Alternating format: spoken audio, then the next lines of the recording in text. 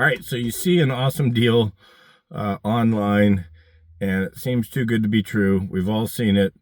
Scams are out there like crazy, and this video is aimed to help out a little bit with avoiding scams, not only on the side of being a tenant or a buyer, but possibly even as a real estate agent or property manager. So it's popped up in my world a couple times recently differently. So one instance that I just had is a property that I have for sale is listed for rent. So basically they just took all of my pictures and some of the descriptions, probably cleaned it up a little bit, stuck it out there on Facebook Marketplace, and now they've got this place listed for rent. Big shout out to the agent who called me and said, "Hey, do you know that your listing is for rent?" Now, the audacity is bad enough, but this particular one, if they drove to the address, there is not a house there. Okay, we have pictures of a house there because we are doing what they call a ghost listing. So the very first piece of advice that I have for you, and this is really good if you're buying a house, but especially if you're thinking about renting a place, is drive by the house. Now, there may be some reasons that you can't drive by it, but it's ultimately always best before you go putting in an application, wasting your time, drive by the house, see if you like the neighborhood. For buyers, this is really key because it gets you out into the different parts of the area, and you can identify whether or not you like a place based on its geographical locations. You get to know the areas a little bit better.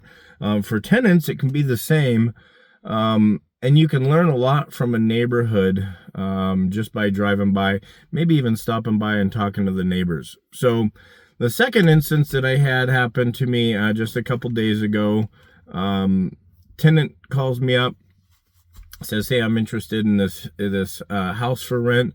We're having a conversation via text originally, but finally got her on the phone.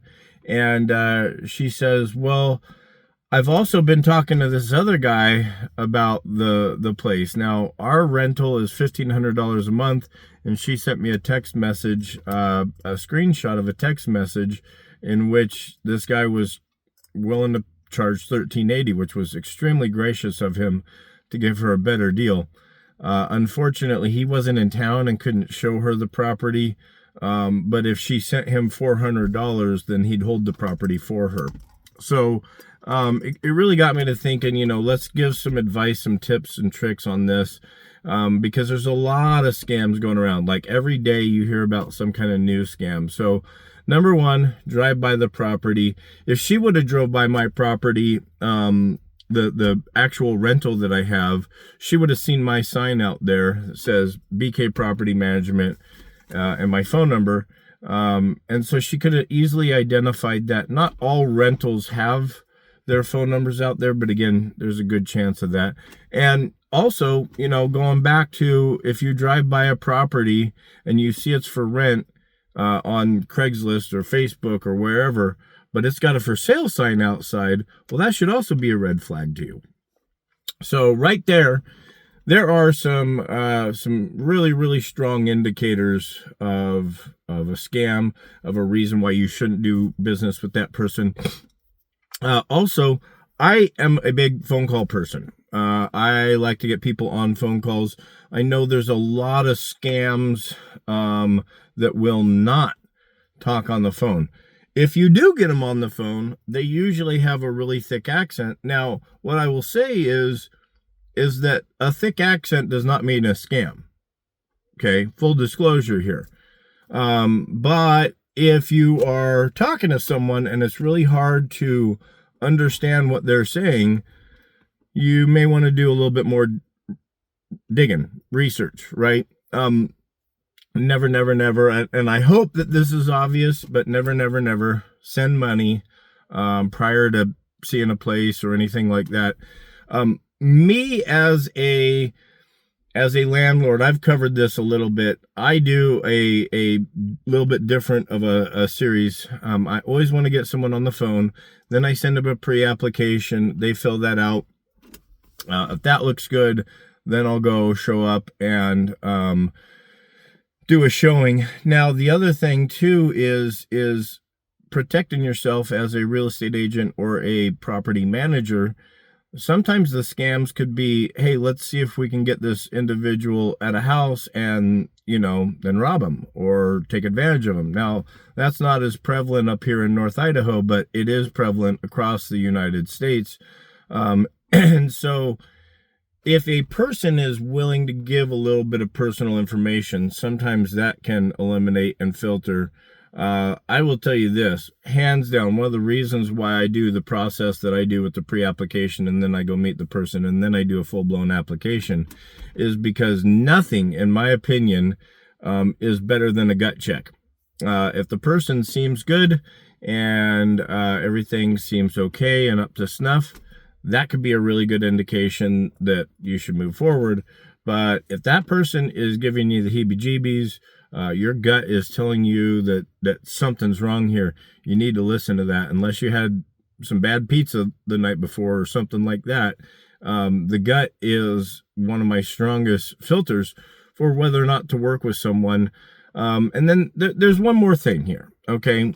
So, and I've had, years ago, I had a friend of mine who showed up to his house and people were showing up to do Airbnbs, so like short-term rentals, things like that.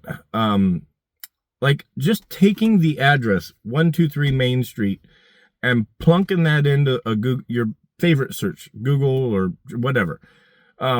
If it starts showing up as an Airbnb and for sale and for rent and all the, like there's 3 different rental agencies that are promoting it for rent, and this one's at $1,500, this one's at $1,380, this one's at $1,200. There again, that's another red flag. And that's a really, really, really easy test, a lit test that you can do. Now, I will tell you that I've had houses that we have for sale, had a for sale sign outside, and had it for rent as well. So is that possible? Absolutely. Really harder to sell a house when you're also attempting to rent it out, and vice versa. Not a lot of tenants want to come in if they think that you're going to sell the house. So that's not as common. But if you start to see different things, especially if you see 3 different places advertising it for rent, or you see 3 different companies that have it for sale, like that's a red flag. So one of the easiest things I think that you can do is just take that and punch that information in. And then once you're talking to a company, same thing. If it's BK Property Management or Brian K Realtor, like punch that into your Google search or whatever your favorite search engine is and just see what comes up. A lot of things that I've discovered over the years, just by doing that, they pop up as scam, and you can save yourself a ton of time. Hey, so we've covered a lot here today, and I'm never out to scare tactic people. I'm out to help and provide information for people. If you like this information and you're still sticking around, hit the subscribe button. It means the world to me. If you've got any particular questions, you can always reach out. You can DM me here on this channel, or you can shoot me a call, 208-215-4637. Email northidahobrian@gmail.com. Ultimately, I just want to provide great information for people, help people out. So if there's topics that you're thinking about, that means someone else is, and I'd love to cover them. BK knows the way.